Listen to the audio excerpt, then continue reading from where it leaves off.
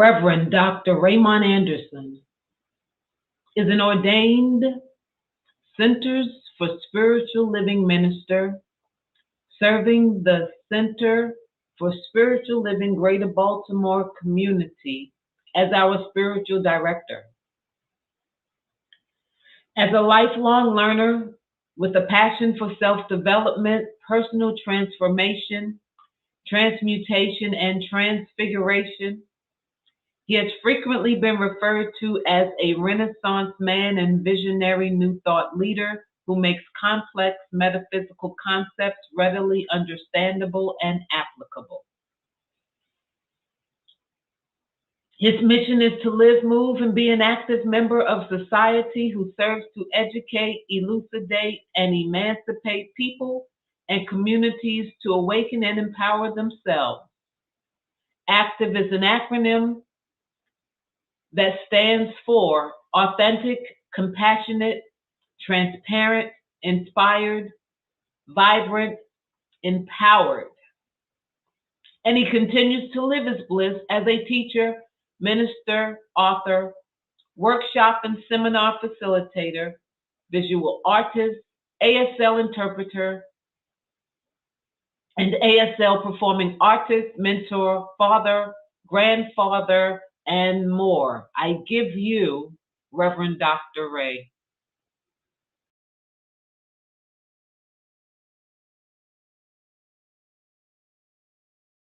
And namaste and greetings, everybody. Good morning. So, as you've already heard, if you've been here, you know that today's theme, there's no place like home.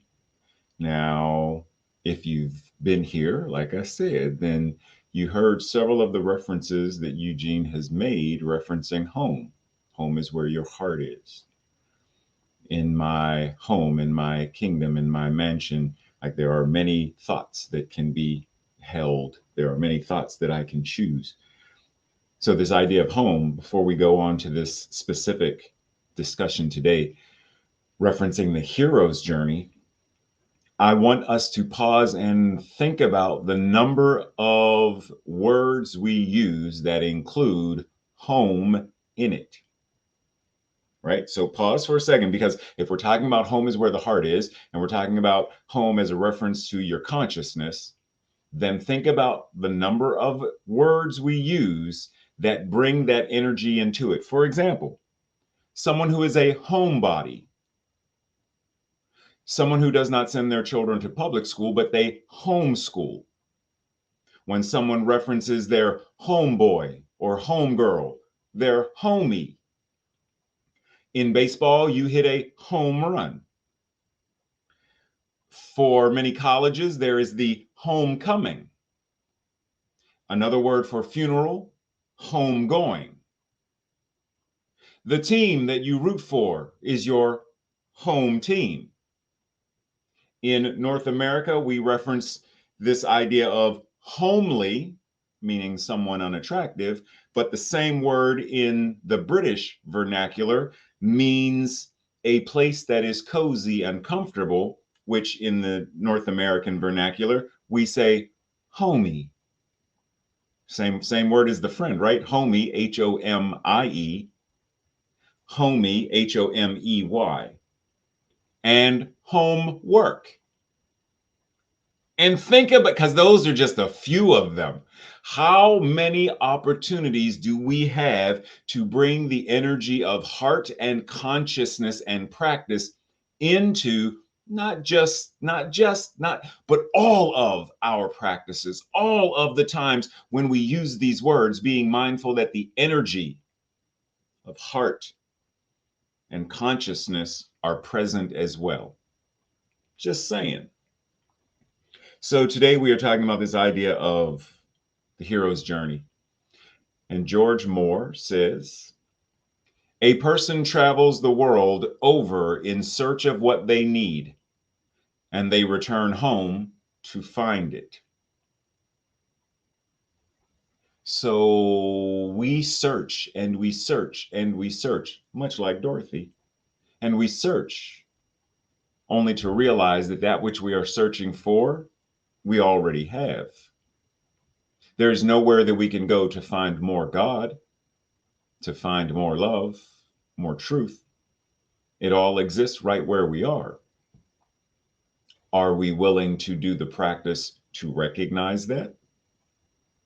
Which is precisely what the meta myth, the idea of the hero's journey is reminding us of. So this graphic is a fun little graphic that reminds us that there is the call to adventure, the call that urges us to move, to seek, to practice, to develop something other than I'm not really satisfied with where I am, and that's just something I feel incomplete. And so the hero's journey calls us into a new way of being, a new way of practicing, a new way of showing up. Now, you may think that the hero's journey is for select folks. You know, it's for the Luke Skywalkers. It's for the Bruce Waynes of the world, the Diana Princes of the world. Every single one is on the hero's journey. Question is, where are we? Because some of us will go so far and then we will stop for a variety of reasons. But we stop and we don't practice. Or rather, we do practice. We just don't practice that which is going to move us in that evolutionary spiral upwards. We practice the art of staying still.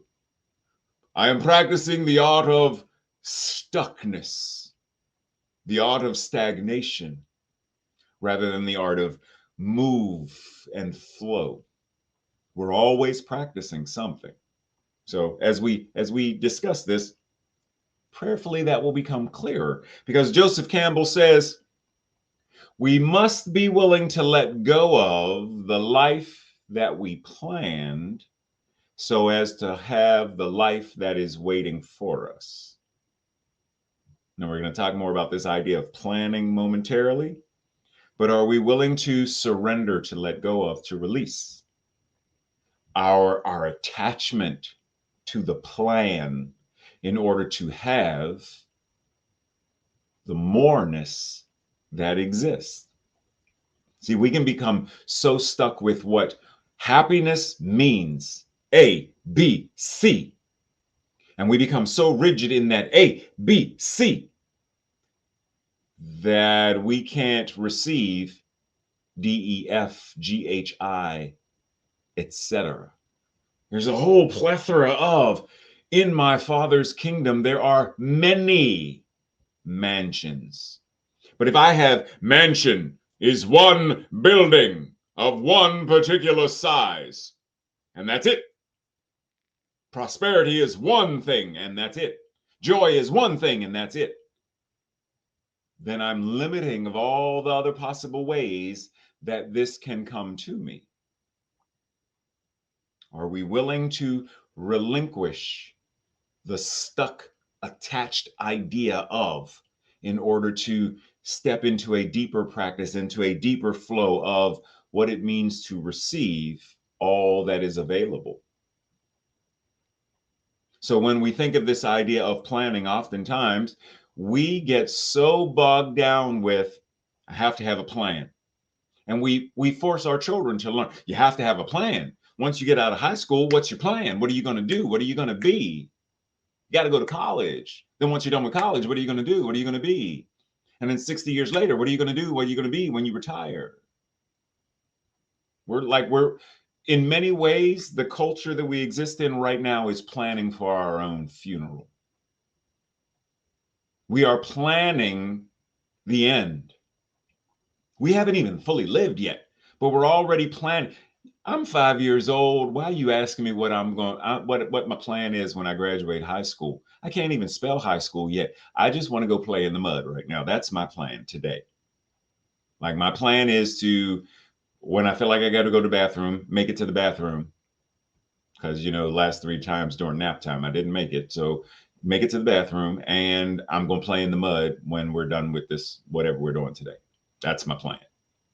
But you trying to get me to, I'm supposed to be married and kids and a house and a dog and a white picket fence. I'm 5 years old. How much money? Retirement, 501(c)(3) C. What? We get so obsessed over the idea of the plan. We become so focused, which limits us. When we have the opportunity to pause and ask ourselves, so if I'm going to make a plan, what is the purpose of the plan? So that I can what? And the moment we really have an answer, then we're able to really determine, is that what I want to align myself with? Is that moving me further along the evolutionary process of the hero's journey? Is that keeping me in a consciousness of home? Or am I a stranger in a strange land? We get to choose. We don't have to, just because someone else tells us this is what according to them, what we are supposed to do, college, what we are supposed to do, degree, what we are supposed to do, paycheck, what we are supposed to do, retirement, gold watch, all of that stuff. It's what they say. And I understand that. But what do you say? What is your plan? And what is the reason for your plan? Eric Butterworth says, before you formulate a desire in mind, it is God in you desiring. Now, before we go any further, before you desire, before there's that, you formulate in my mind, I want to go to Disney. Before that desire even formulates in my mind, understand that that desire is actually the universe. It is actually God desiring to experience, as me, God desiring to experience. And it's not just God in us, it's God as us, right? So we understand that God isn't in, God is literally showing up as the incarnation of us. Before you have an urge, there is a moving of spirit in you and as you that is prompting you, guiding you, leading you, breathing you in that direction. And this is why we understand we are never alone. Never. For the entirety of the universe is desiring. The entirety of the universe is urging as us. Do we understand that? Do we surrender? Do we practice that? Do we practice making sure that when a desire shows up, when an urging shows up, for our greatest yet to be, our greatest and greater good, that we are practicing what we are called to practice in order to experience this? Because otherwise, they're just nice words. And we have great value in the spiritual practice of reflection, because we can always pause and reflect on past. How did we get where we are right now? What were the steps that led up to? What were the choices and decisions that led up to getting us right where we are now? Because as we do that, then it's easier to understand, well, if that's how I got here, then how do I get where I next want to go? How do I get to that next desired space of consciousness and experience, that next urging to experience greater joy and laughter and life and love? How do I do that? There's a quote by Japanese poet Basho that says, I do not seek to follow in the footsteps of the men of old. I seek the things they sought. See, we don't have to follow in the footsteps of our parents or grandparents. We don't have to follow in the footsteps of our spiritual leaders and gurus and monks and priests.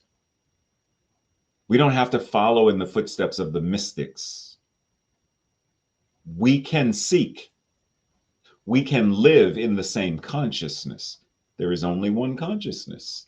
There is only one mind, and that mind is God. And that mind is powerful and creative and wise and loving. And that mind is your mind right now. What does the spiritual art of, the spiritual practice of reflection show you that is yours to do, to embody, to embrace, to envelop more of that awareness? In the Holmes Reader on Practical Wisdom, it says, nothing can be nearer to you than that which is the very essence of your being. Your outward search culminates in the greatest of all possible discoveries, finding God at the center, finding God as the center of your own being. Finding God, recognizing God, realizing that God is the very essence of everything that you are. You are it, individualized, expressing itself.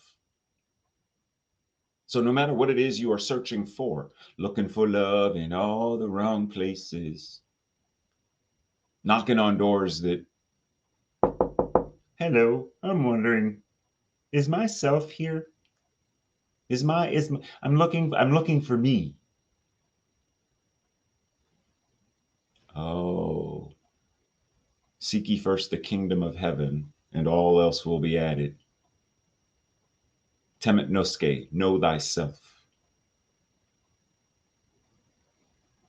We believe that heaven is a state of consciousness that we experience to the degree that we become conscious of it. Interesting.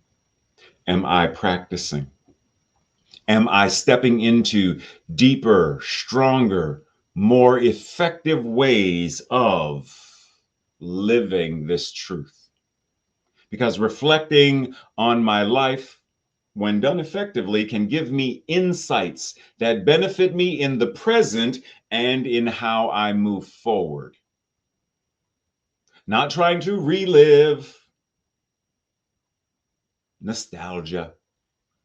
You know, remember when the 1970s, oh, I wish we could get the 1970s bell bottoms and platform shoes. Like we should get those. That's when life was good.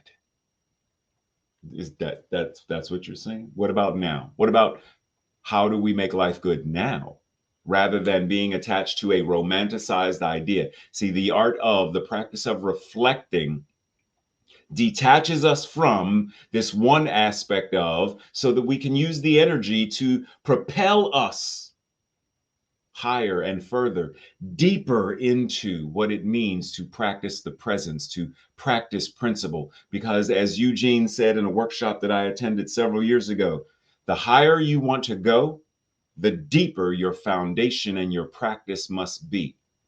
Look at any skyscrapers. The higher it is, trust and believe that what's underground is deep and vast and powerfully grounded in the earth itself.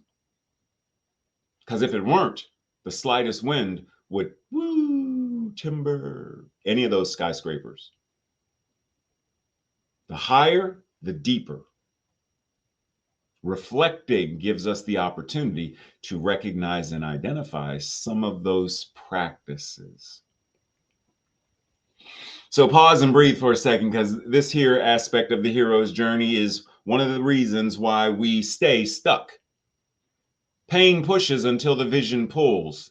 And what we tend to do is pain pushes, oh, back up. Pain pushes, I'm going to fall down. I ain't going to get back up, because the moment I get back up, it's going to push me again. Pain pushes, oh, well, if I move, it won't push me anymore. And so we settle for less.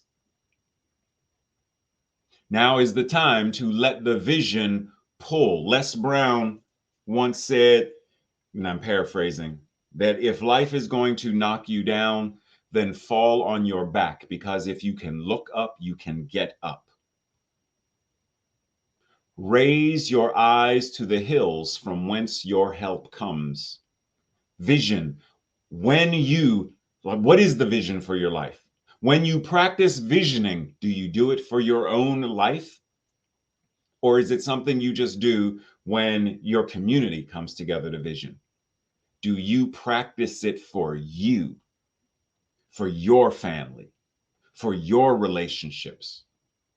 Allow the vision to pull you into greater ways of showing up. Because all of these things that pain shows up in a lot of ways, And it's easy to let them dominate and oppress and hinder. But when we have a practice and the pain shows up, we have a way of moving through the pain, whatever the pain may be. Grief. There are tools to navigate it, to move through it. The grief is still there, but there's a path through it. Anger, there's a path through it. Resentment, there's a path through it till you get to that place where I'm healed. And healed doesn't mean that whatever that is completely gone. It may not be. Granted, it may be, but it may still be there. But the thing is, it has no effect on me. In the same way that Glenda said to the wicked witch, be gone. You have no power here. The witch was still present. She was still there though, right? Because if she wasn't, why would Glenda speak to her? She was still there until such time as she recognized what Glenda said. And she was like, time for me to go. And she vanished. But she was still there for a moment. Do we speak truth to the pain, speaking truth to power? Because if we don't, then the pain hurt people until they are healed, and then healed people heal people. If we continue to allow the pain, the trauma, to control us, then we show up as the hurt and the wounded. I want you to pause, breathe. Now, does everyone who is hurt become, quote unquote, the villain in their own lives? Clearly not. But many of us do. We become our own worst enemies. As the Pogo cartoon that I've quoted many times once said, I have seen the enemy and it is us. We become our own villains in our own stories because we haven't resolved the hurt and the pain. We refuse to address it and practice. And so when things show up, they hold us prisoner. When things show up, they hold us captive. When the grief and the pain and the sadness become unbearable, and the fear and the anger and the resentment become unbearable, we drown beneath it all. And herein lies the great thing about this practice, is because no matter what it is, there is a way of practicing to move through all of this. And as we do it, we give other people permission to do the same in their lives. As I heal my own grief and sadness and anger and all of the things, then my presence becomes a healing presence for others. But I have to practice it. Reverend Dr. Martin Luther King Jr. said, as my sufferings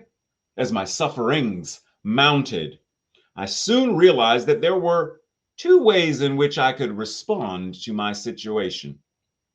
Either to react with bitterness or seek to transform the suffering into a creative force. I decided to follow the latter course. I decided to turn the bitterness, turn the venom into anti-venom. turn the pain into, rather than just sit in it, rather than stay stuck. Because as we look at doesn't matter who they are, any of these so-called heroes in the mythologies of the planet, all of the heroes also experienced some form of trauma and pain as well. They transformed it. So they felt whatever that was, betrayal, whatever that was, anger, whatever that was, and they transmuted it and transformed it. They practiced the presence. They practiced principle in their own ways. They practiced. And as a result of the practice, their lives were transformed, and the lives of others were transformed as a result. Are we, like them, willing to practice? Because you are the hero of your own story. You are the hero of your own story. What does that mean to you? What does that look like as you plot your course through the hero's journey? What does it mean for you to move through the practice of, to move through the adventure of?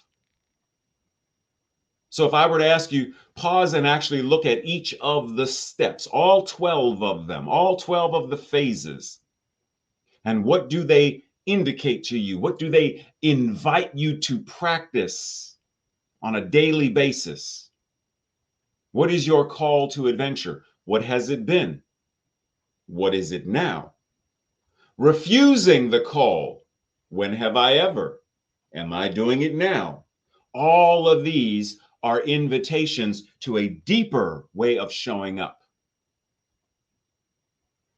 a deeper way of living our lives. As Thoreau says, go confidently in the direction of your dreams. Do you know what your dreams are? Live the life you have imagined, to which we add that you have imagined that is life affirming, because many of us have imagined. We've imagined the misery. We talk about the misery. We commiserate with others. This is an invitation to live the life that spirit imagines, that life that is life affirming and loving and nurturing. Live that life. As you simplify your life, letting go of all of the stuff that's not necessary, the laws of the universe will be simpler. Breathe.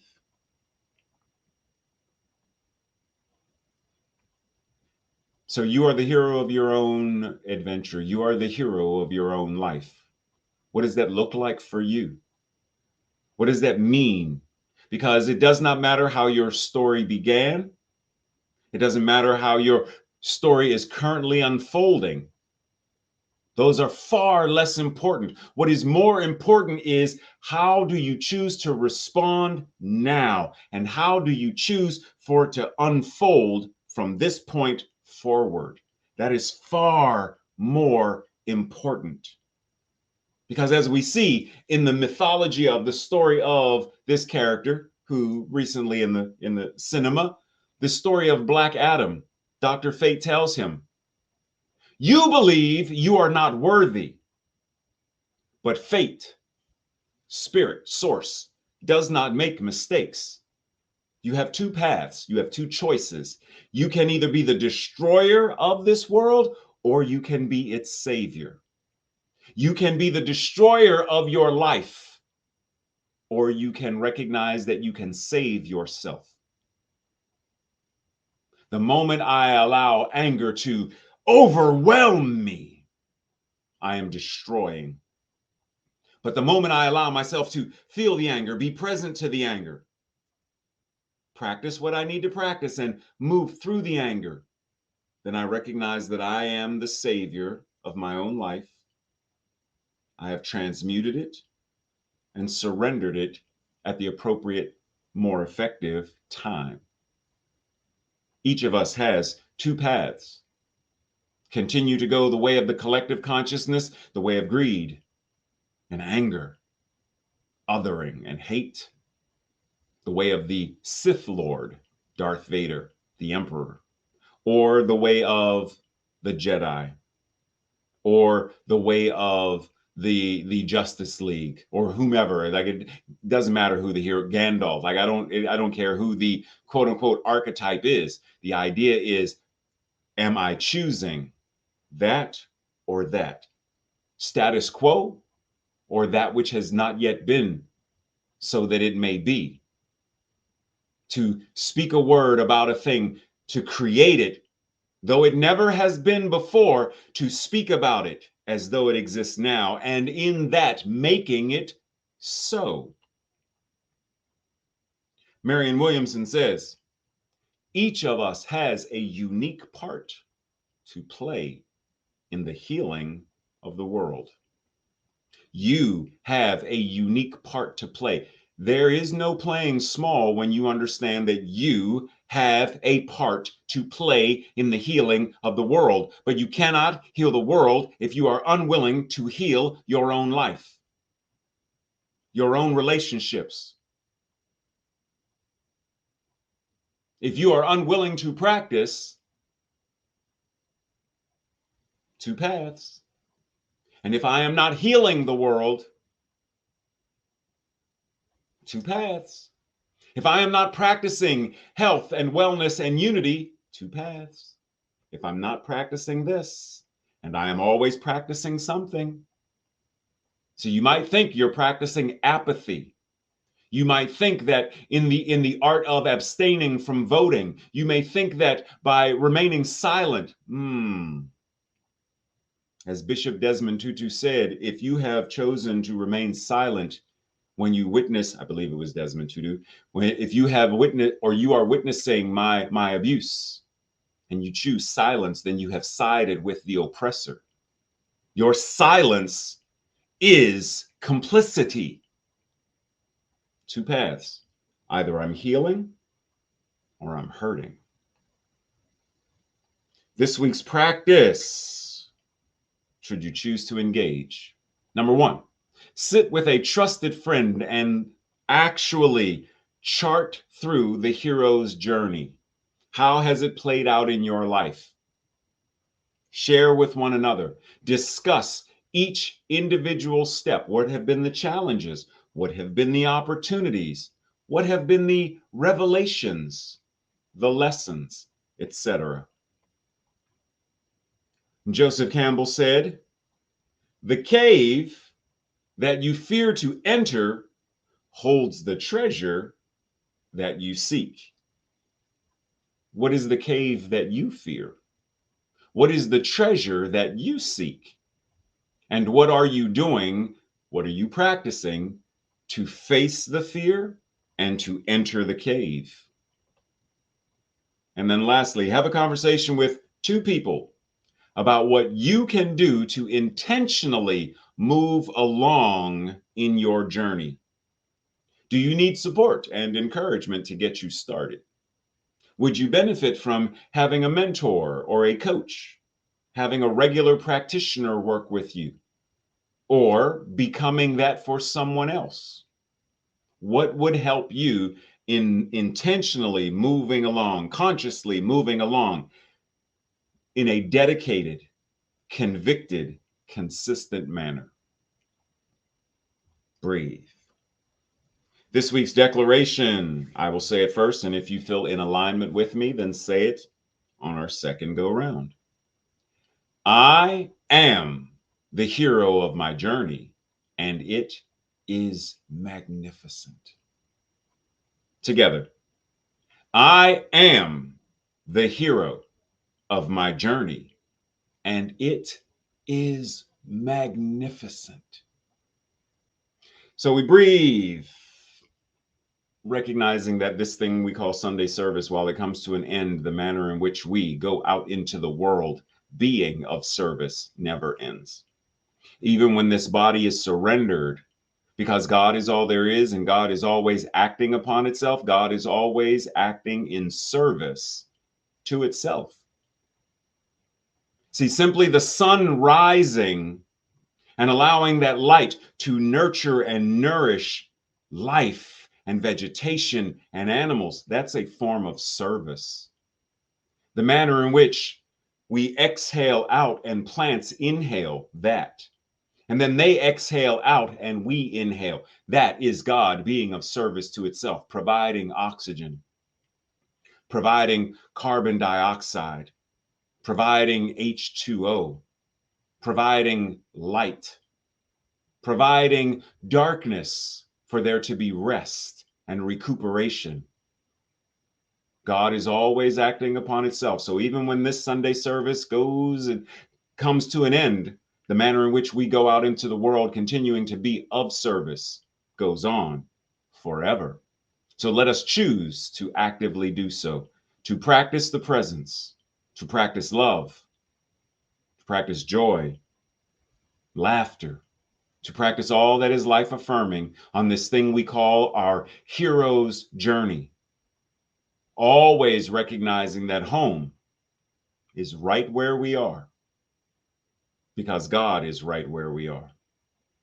And the law says yes, it is so, and so it is. Namaste. Blessings, everyone. Have an amazing remainder of your Sunday, and see you soon.